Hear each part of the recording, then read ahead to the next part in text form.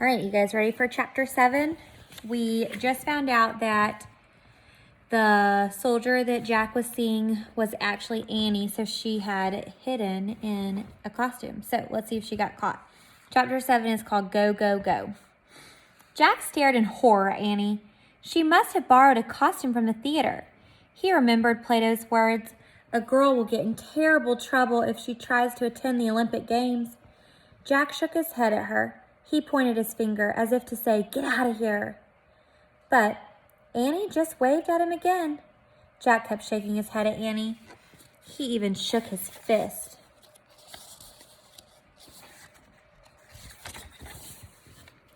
Annie turned back to watch the race.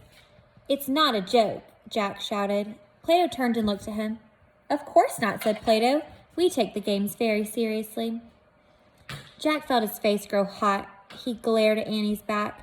Just then the trumpet sounded. "The chariots are taking their places," said Plato. Jack saw dozens of chariots lined up on the racetrack. Each chariot was pulled by 4 horses. Jack glanced back at Annie. She was looking up at him, pointing at the chariots. The trumpet sounded again. The horses took off. The crowd went wild. They were cheering and screaming and stamping their feet. Clouds of dust rose up as the chariots raced around the track.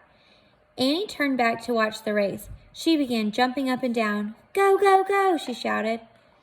A few people began staring at the strange small soldier with a high-pitched voice.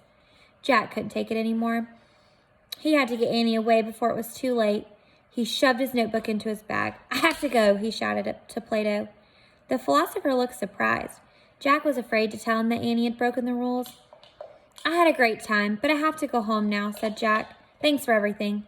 "Have a safe journey," said Plato. Picture.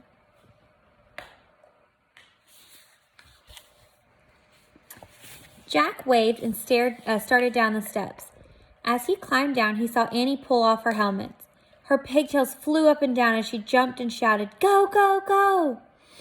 Her soldier's cape fell off. Now, lots of people were staring at her. Someone shouted for the guards. Annie was too busy cheering to take notice. Jack moved as quickly as he could, but 2 big guards got Annie first. That's the end of the chapter. There's another picture.